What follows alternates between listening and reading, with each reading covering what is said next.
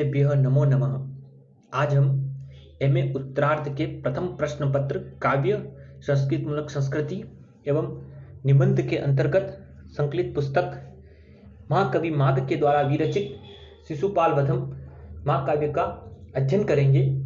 मोहनलाल सुखाड़िया विश्वविद्यालय के लिए एमए उत्तरार्ध के प्रथम प्रश्न पत्र काव्य के रूप में शिशुपाल वधम महाकाव्य जो माघ के द्वारा विरचित है और 20 सर्गों में निबद्ध है। एमए उत्तरार्ध के लिए सिर्फ इस महाकाव्य का द्वितीय सर्ग ही परीक्षा के लिए निर्देशित है, अतः हमें द्वितीय सर्ग की व्याख्या को ही पढ़ना है। द्वितीय सर्ग का नाम मंत्र वर्णन है, यानी इसमें मंत्रणा की प्रधानता होने के कारण इसका नाम मंत्र वर्णन रखा गया है। भूमिका के संदर्भ में देखते हैं कि प्रथम सर्ग में शिशुपाल के वध के लिए इंद्र का संदेश देकर देवऋषि नारद के चले जाने पर भगवान श्री कृष्ण के सामने दो समस्याएं आई। एक, पहले देवताओं का कार्य किया जाए और दूसरी समस्या युधिष्ठिर के द्वारा संपादित किए जा रहे राजसु यज्ञ में सम्मिलित हुआ जाए। इसी समस्या पर विचार करने के लिए या मंत्रणा करने के लिए भगवान श्री कृष्ण उद्धव एवं बलराम जी से विचार विमर्श करते हैं।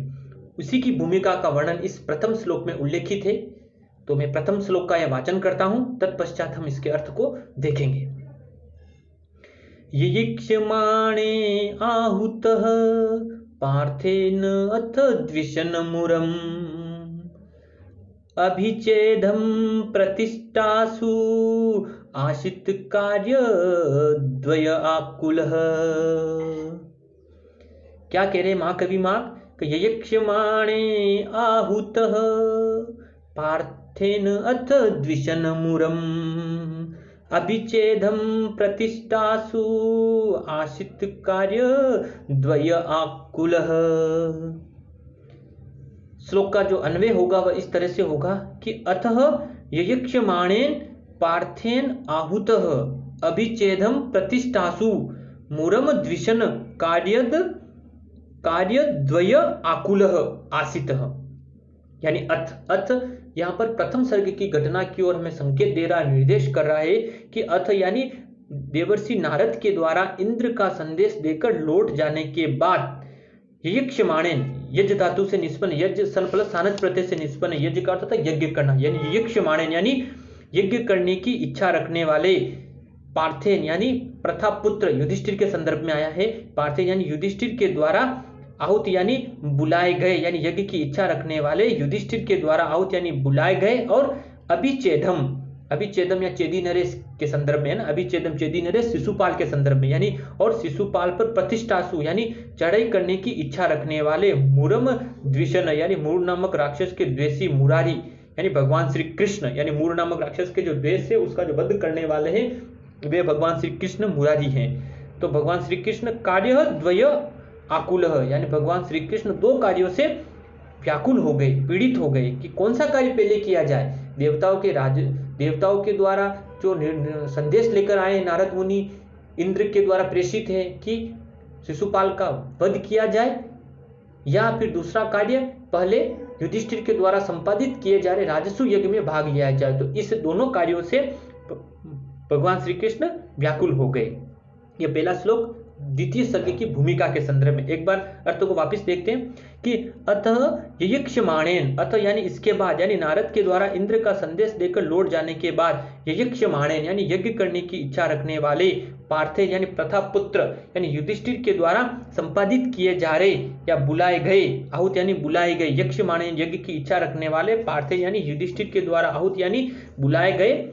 और अभिच्छेदम का अर्थ शिशुपाल है ना, चेदी नरेश के संदर्भ में आया कि शिशुपाल पर प्रतिष्ठासु यानी शिशुपाल पर चढ़ाई करने की इच्छा रखने वाले मुरम द्विषण यानी मूर नामक राक्षस के देशी यानी मुरारी भगवान श्री कृष्ण कार्य द्वय आकुल यानी दो कार्यों से पीड़ित हो गए, देव कार्य एवं पांडवों के कार्य। यानी देव कार्य का तात्पर्य इंद्र का जो संदेश नारद मुनि लाए थे कि राजेश इस शिशुपाल का वध किया जाए, और दूसरा कार्य पांडवों का कार्य यानी युधिष्ठिर के राजसु यज्ञ में भाग लिया जाए। इन दोनों कार्यों से ये पीड़ित हो गए भगवान श्री कृष्ण कि हमें कौन सा कार्य पहले किया जाए। इसी का वर्णन इस द्वितीय सर्ग के इस प्रथम श्लोक में उल्लेखित है। पुनः श्लोक का वाचन करता हूं, एक बार अर्थ को वापस देखेंगे। कि यक्षमाणे आहुतः पार्थेन अथ द्विषन्मुरम् अभिचेदं प्रतिष्ठासु आसीत् कार्यद्वय आकुलः। अथ यानी अथ का तात्पर्य नारद के द्वारा इंद्र का संदेश देकर लौट जाने के बाद यक्षमाणेन पार्थेन, यक्षमाणेन का अर्थ है यज धातु से निष्पन्न है, सानच प्रत्यय है कि यक्षमाणेन यानी यज्ञ की इच्छा रखने वाले, पार्थेन यानी प्रतापुत्र यानी युधिष्ठिर के द्वारा आहुत यानी बुलाए गए, और अभिचेदम यानी शिशुपाल पर प्रतिष्ठासु यानी चढ़ाई करने की इच्छा रखने वाले, आक्रमण की इच्छा रखने वाले, मूरम द्वेषम यानी मूढ़ नामक राक्षस के द्वेषी भगवान श्री कृष्ण मुरारी कार्य द्वयम यानी दो कार्य, देव कार्य एवं पांडव कार्यों से क्या हो गए, आकुलः यानी व्याकुल हो गए। इस प्रकार से यह श्लोक अनुष्टुप छंद में निबद्ध है और इसके 1 से 15 श्लोक तक अनुष्टुप छंद की छटा विद्यमान है। तो उसी के अनुसार इस श्लोक का हम इनके श्लोकों का वाचन करेंगे द्वितीय सर्ग के। साथ ही में इस सर्ग में मंत्रणा प्रदान होने के कारण इसका नाम मंत्र वर्णम है। याद रखिए, प्रश्न पूछा भी जाता है कि द्वितीय सर्ग का क्या नाम है, तो द्वितीय सर्ग का नाम मंत्रणा की प्रधानता होने के कारण मंत्र वर्णन है ना।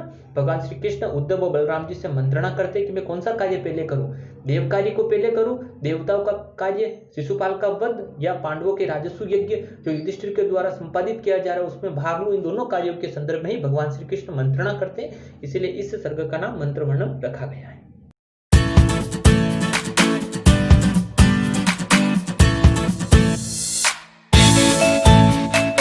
नमो नमः। आज हम महाकवि माघ के द्वारा विरचित शिशुपाल वधम महाकाव्य के द्वितीय सर्ग का दूसरा श्लोक पढ़ेंगे। प्रस्तुत श्लोक में भगवान श्री कृष्ण उद्धव एवं बलराम जी के साथ मंत्रणा गृह में गमन करते हैं। तो उस मंत्रणा गृह में उनकी जो स्थिति है, किस तरह से वे शोभायमान हो रहे हैं, उसी का वर्णन महाकवि माघ ने इस श्लोक में किया है। उस मंत्रणा गृह में ये तीनों भगवान श्री कृष्ण, बलराम जी और उद्धव जी किस तरह से दिखाई दे रहे हैं, किस तरह से उनकी शोभाएं हैं, उसी का वर्णन इस श्लोक में उल्लिखित है। मैं श्लोक का वाचन करता हूं, तत्पश्चात हम इसके अर्थ को देखेंगे। शार्धम उद्धव श्रीभ्याम अथ आशदत सदः गुरु काव्य अनुगाम विव्रत चांद्रिम अभिनव श्रियम। क्या कह रहे महाकवि माघ, शार्धम उद्धव श्रीभ्याम अथ आशदत सदः गुरु काव्य अनुगाम विव्रत चांद्रिम अभिनव श्रियम। प्रस्तुत श्लोक का अन्वय इस तरह से होगा कि अथ असो अभिनव गुरु काव्य अनुगाम चांद्रिम श्रियम विव्रत उद्धव श्रीभ्याम साध्रम सद आसदत। अथ यानी इसी प्रकार, यानी अब संदर्भ में बता रहे हैं कि भगवान श्री कृष्ण जब मंत्रणा गृह में गमन कर रहे हैं तो किस तरह से शोभायमान हो रहे हैं कि अथ यानी इसी प्रकार, असो असो का अर्थ भगवान श्री कृष्ण के संदर्भ में बता रहे हैं कि इसी प्रकार भगवान श्री कृष्ण अभिनव यानी आकाश मंडल में गुरु काव्य अनुगाम, गुरु गुरु का अर्थ है यहाँ पर बृहस्पति से, और काव्य शब्द यहाँ पर शुक्राचार्य से संबंधित है ना, कि गुरु काव्य अनुगाम यानी बृहस्पति तथा शुक्राचार्य से युक्त चांद्रिम यानी चंद्रमा की, श्रीम यानी चंद्रमा की शोभा को, विभ्रत विभ्रत का अर्थ है धारण करना यानी शोभा को धारण करते हुए, उद्धव श्रीभ्याम सार्धवम यानी उद्धव और बलराम जी के साथ, सार्धवम का अर्थ होता है साथ के संदर्भ में आता है ना, ससाकम सार्धम यानी उद्धव श्रीभ्याम सार्धवम यानी उद्धव और बलराम जी के साथ सद आसदत यानी सभागृह में बैठे। यानी जब मंत्रणा करने के लिए भगवान श्री कृष्ण मंत्रणा करने के उद्धव और बलराम जी के साथ मंत्रणा गृह में जाते हैं तो भगवान श्री कृष्ण इसके समान दिखाई दे रहे, चंद्रमा के समान भगवान श्री कृष्ण की शोभा है, और उद्धव जी की शोभा बृहस्पति, देवगुरु बृहस्पति के समान, और शुक्राचार्य के संदर्भ में बताया है बलराम जी इस तरह से मंत्रणा गृह में उनकी समानता की गई, उनकी समता की गई है। वापिस एक बार अर्थ को देखते हैं कि अथ असो अभिनव, अथ यानी इसी प्रकार, असो यानी भगवान श्री कृष्ण, अभिनव किस तरह से दिखे, अभिनव नव का अर्थ आकाश यानी आकाश मंडल में है ना, गुरु काव्य अनुगाम यानी जिस प्रकार से आकाश मंडल के अंतर्गत चंद्रमा शुक्राचार्य जी और बृहस्पति गुरु आदि विद्यमान होते। उसी तरह से मंत्रणा ग्रह में इन तीनों के स्वभाव को बता रहे कि भगवान श्री कृष्ण चंद्रमा की तरह दिखाई दे रहे हैं आकाश मंडल के अंतर्गत। तो मंत्रणा ग्रह में भगवान श्री कृष्ण हमारे चंद्रमा की तरह दिखाई दे रहे और उद्धव जी बृहस्पति की तरह दिखाई दे रहे, बलराम जी शुक्राचार्य की तरह से दिखाई दे रहे। इस तरह से मंत्रणा ग्रह की आकाश से समता की गई है। उपमा अलंकार का प्रयोग किया गया है कि अतः असो अभिनव, यानी इसी प्रकार से भगवान श्री कृष्ण अभिनव यानी उस आकाश मंडल में गुरु काव्य अनुगाम यानी बृहस्पति तथा शुक्राचार्य से युक्त चांद्रिम यानी चंद्रमा की श्रीम यानी शोभा को विव्रत यानी धारण करते हुए उद्धव श्रीय भ्याम शार्दम यानी उद्धव और बलराम जी के साथ सद आसदत यानी सभागृह में बैठे। कहने का तात्पर्य यह है कि उस मंत्रणा गृह में भगवान श्री कृष्ण की जो शोभा थी वह आकाश मंडल में जिस प्रकार से चंद्रमा सुशोभित होता तो भगवान श्री कृष्ण उसी प्रकार से सुशोभित हो रहे और उद्धव जी देवगुरु बृहस्पति की तरह सुशोभित हो रहे, बलराम जी शुक्राचार्य की तरह उस मंत्रणा ग्रह में सुशोभित हो रहे। इस प्रकार से महाकवि माघ ने उस मंत्रणा ग्रह की समता आकाश की तरह करते हुए भगवान श्री कृष्ण को चंद्रमा के समान, उद्धव जी को बृहस्पति के समान और बलराम जी को शुक्राचार्य के समान बताया है। पुनः एक बार श्लोक का वाचन करते हैं और एक बार इसके अर्थ को पुनः देखेंगे कि शार्धम उद्वह सिरीभ्याम अथ आशदत सदः गुरु काव्य अनुज्ञाम बिभ्रत चांद्रिम अभिनव श्रियम। यानी अत असो यानी इसी प्रकार असो यानी भगवान श्री कृष्ण अभिनव यानी आकाश मंडल में गुरु काव्य अनुगाम यानी बृहस्पति तथा शुक्राचार्य से युक्त चांद्रिम यानी चंद्रमा की श्रीम यानी शोभा को विभ्रत यानी धारण करते हुए उद्धव श्रीभ्याम यानी उद्धव श्रीभ्याम शारदम यानी उद्धव और बलराम जी के साथ सद आसदत यानी सभागृह में बैठे। प्रस्तुत श्लोक में अनुष्टुप छंद की छटा विद्यमान है, अतः अनुष्टुप छंद के लक्षण के अनुसार ही इसका वाचन हमने किया है। परीक्षा उपयोगी श्लोक भी है, पूछा भी जाता है, प्रश्न पूछा जाता है कि महाकवि माघ ने भगवान श्री कृष्ण उद्धव बलराम की शोभा किन किन के समान की है। तो भगवान श्री कृष्ण की जो शोभा वह चंद्रमा के समान बताया, उद्धव जी को बृहस्पति के समान और बलराम जी को शुक्राचार्य के समान उल्लेखित किया या उनके समान उनकी शोभा को बताया है।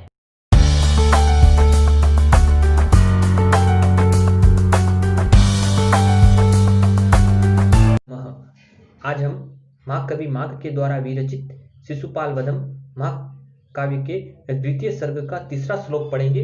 प्रस्तुत श्लोक में भगवान श्री कृष्ण मंत्रणा गृह में जब उद्धव व बलराम जी के साथ मंत्रणा करने के लिए जाते हैं तो वे तीनों जिस सभा वेदी पर बैठते हैं तो सभा वेदी पर बैठने पर इन तीनों की शोभा का वर्णन महाकवि माघ ने इस प्रस्तुत श्लोक में किया है कि किस तरह से वे यज्ञ की जो तीनों अग्नियां हैं, आहवन्य अग्नि, दाक्षिणाय्य अग्नि और ग्राहपत्य अग्नि के समान वे सुशोभित हो रहे हैं, उसी का वर्णन इस श्लोक में उल्लेखित है। मैं श्लोक का वाचन करता हूं, फिर हम इसके अर्थ को देखेंगे। जाज्वल्यमाना जगतः शान्तेये समुपेयुषी विधोत्तिष्ठः सभावेदाम असो नरसिखित्रयी।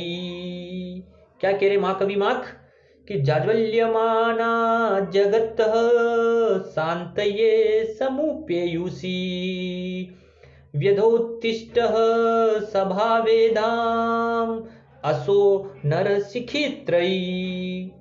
प्रस्तुत श्लोक का जो अन्वय होगा वह इस तरह से होगा कि जगतः शान्तये समुपेयुषी जाज्वल्यमाना असो नरसिखित्रय सभा वेदयाम व्यधोत्तिष्ठस्। कि जगत शांतय यानी जगत यानी संसार के, शांति यानी शांति के लिए यानी कल्याण के लिए, जगत यानी संसार के, शांति यानी कल्याण के लिए, समुपेयुषी, समुपेयुषी का तात्पर्य सम उपसर्ग पूर्वक है ना, सम और उपसर्ग पूर्वक वसु और गिम प्रत्यय से निष्पन्न होता है। तो समुपेयुषु का अर्थ है मिलने वाली यानी एकत्रित होने वाली, यानी जगत के कल्याण के लिए समुपेयुषु यानी जगत के कल्याण के लिए एक साथ मिलने वाली यानी एकत्रित होने वाली। और जाज्वल्यमाना, जाज्वल्यमान का अर्थ ज्वलित होना है ना, प्रज्वलित होना, तेज से दमकना यानी तेज से दमकती हुई यानी तेज से प्रज्वलित होती हुई। असो, असो यानी यह नरसिखित्रयी, नरसिखित्रयी का तात्पर्य नरसिखित्रयी, नरसिखित्रयी, त्रय का अर्थ तीन, नरा एव सिखिनः, यानी तीनों नरों के संदर्भ में, यानी उद्धव जी, बलराम जी और भगवान श्री कृष्ण रूपी नर शिखित रही, यानी तीनों रूपी अग्नि के संदर्भ में बता रहे हैं कि श्री कृष्ण, उद्धव एवं बलराम रूपी जो अग्नि की ये जो त्रिमूर्ति है वह सभा वेदाम यानी सभा वेदी पर व्यदोत्तिष्ठत यानी प्रदीप्त हुई, उज्जलित हुई, यानी प्रदीप्त हुई यानी जलती हुई, प्रतीत हुई या प्रदीप्त हुई। यानी यहाँ रूपक अलंकार का प्रयोग है, अभेद की प्रतीति बता रहे हैं कि नर शिखित रही, यानी नर का तात्पर्य यहाँ पर श्री कृष्ण, उद्धव एवं बलराम रूपी जो अग्नि है उसको किसके समान बता रहे हैं, तीनों को।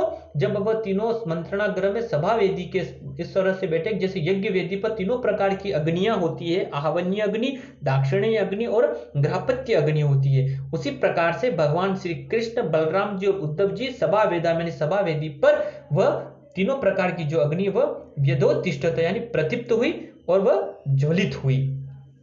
एक साथ वापिस अर्थ को देखते हैं कि जगत शांति यानी जगत के कल्याण के लिए, शांति के लिए, समुपेयसु यानी एकत्रित हुई, मिलने वाली, इकट्ठी हुई, एकत्रित हुई, जाज्वल्यमाना यानी तेज से दमकती हुई, असो यानी यह, नरसिकत्रयी यानी नर यानी भगवान श्री कृष्ण, उद्धव एवं बलराम रूपी जो अग्नि की जो त्रिमूर्ति है, नर शिखित रही यानी इन तीनों के सम्मिलित रूपी जो अग्नि की जो त्रिमूर्ति है वह सभा वेदाम यानी सभा वेदी पर क्या होगी, व्यद्योत्तिष्ठत यानी प्रदीप्त हुई, प्रज्वलित हुई।